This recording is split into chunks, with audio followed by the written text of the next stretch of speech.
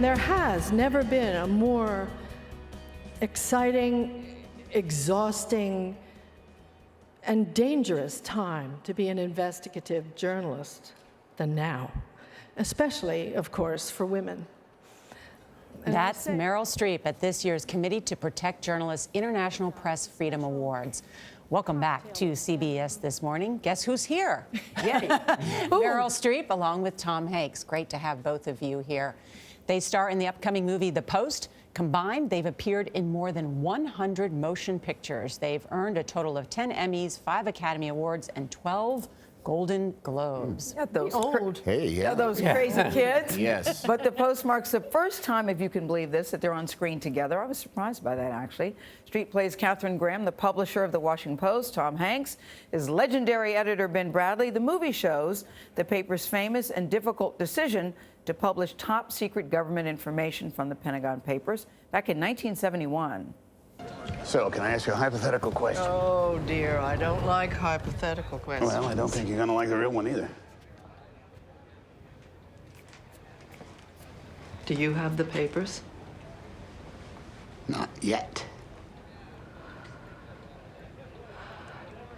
Oh gosh, because you know the position that would put me in. Meryl and Tom, welcome back to the table. It's good to see you both. Nice to be here. And congrats off your Golden Globe nominations. Good to be comic relief this morning for you guys. Oh, you saw the last segment? I saw the last few segments, yes.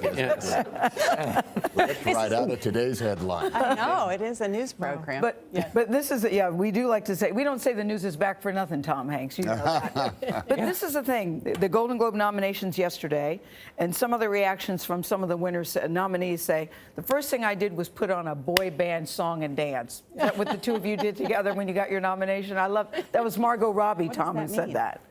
Well, she played an old boy band song. Which one? Would that be NSYNC? It was one of it. It was an the Backstreet Boys. Menudo. I She was talking about dancing around the room. Oh, even better. Oh, all right, man, that's going deep. I guess it's just a way of saying congrats to you two in your Golden Globe nominations. Thank you. Because I love this movie, and what strikes me is that it's so relevant for what's happening in the country today. Go Tom Hanks, go Meryl Streep. Yeah. Why did Steven Spielberg, I mean, he said he wanted to make this year. Why was that so important? Well, let's speak for our boss, shall we? Here's what he meant by that. Well, the first time anybody saw this was in October. Liz Hannah wrote a movie about Katharine Graham and the Pentagon Papers when the next president of the United States was going to be a woman for the first time in history. Things were altered by that. So, but when we read it in February, we thought, well, this. We knew what had happened. Yes, we had watched the CBS Morning News and was aware that we were in a whole other type of sort of ripped right from today's headlines, so to speak. Meryl, tell me about Katharine Graham. The evolution she goes in this movie, and this is an extraordinary moment, but also an extraordinary moment for her. It was 1971. It's when you wouldn't be in front of the camera, you wouldn't be in front of it was a world of men, really, except maybe for your mom. I remember what a big deal it was when Barbara Walters broke onto the Today Show, maybe, or This Morning Show, and everybody was very disgruntled, and her co-stars were grumpy about it. It was a world of men. The news and chimpanzees. On the Today Show. J. Fred Muggs got on national television before they allowed a woman to be on national television. That's true. Though they've been in newspapers for years, the chimpanzees. But she was the owner-publisher of the Washington Post, and she was one of the few women who was in that position. So when a decision came whether to continue the sort of publication of the Pentagon Papers, which had been begun by the New York Times, which was the preeminent paper at that time, it came down to her to decide, and she felt alone in that position and was, put on the spot. And Liz Hannah, who wrote the screenplays you said she wanted to show that she was vulnerable, but she was not a victim. I thought that was a really good way to describe Yeah. what we saw. Well, on our the screen movie in the performance. is dedicated to Norah Ephron, who is also a great journalist. And she always said, be the heroine, above all, be the heroine of your life, not the victim.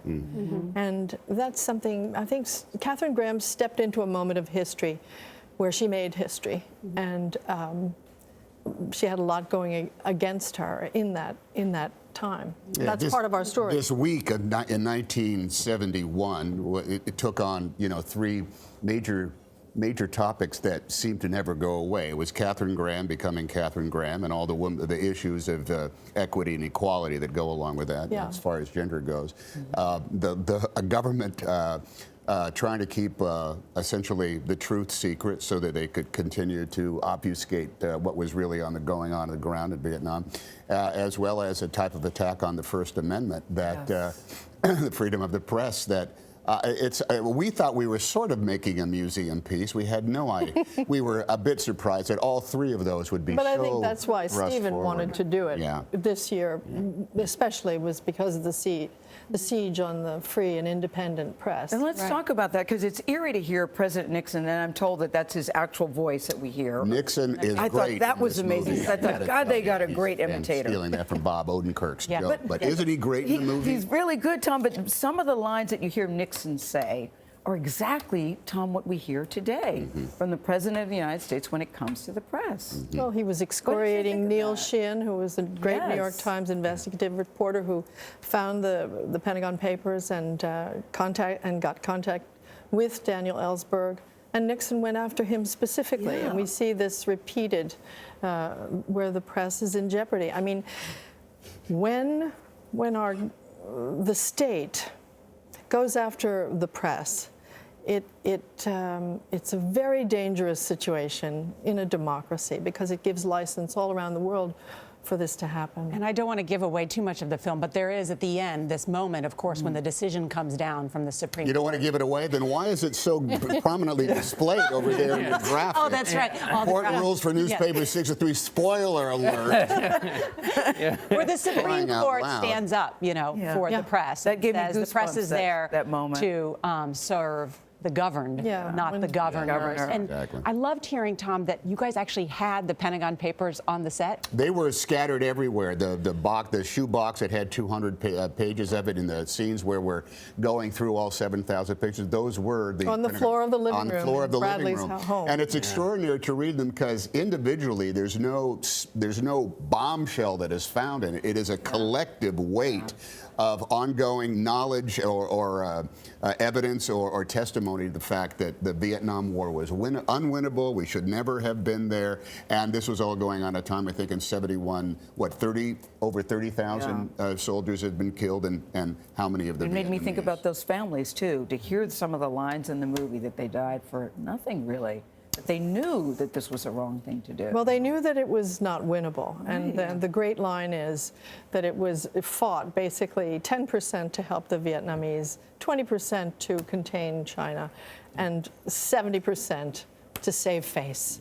Unfortunately, we are 100% I know, out but of time, Gayle. could I just mention best-selling author Tom Hanks? I know, You familiar with this book? You have the book, but no graphics up on the John, None whatsoever. You have the skyline or John is fidgeting in his chair. Welcome to the show, because they're saying we have to wrap this have segment, to and go. Gayle is still talking. And I haven't asked about typewriters or Best-selling I know. Well, I might just have to stay. Bump all the rest of the good. guests. We have a I've got typewriter stuff in I the wanna back. talk We're about. taking over the show. You can leave, Meryl. I know. I see why I've been drawn onto this show. Sure. Thank you. Streep and Off you go. Tom Hanks, thanks. You know, it's very funny. What I love about typewriters, just go out. Just go on this. This room would be filled with the sound of people writing. Tack, tack, not this little clickety, clickety. Go ahead, go to commercial. I'm just going to keep talking. All right.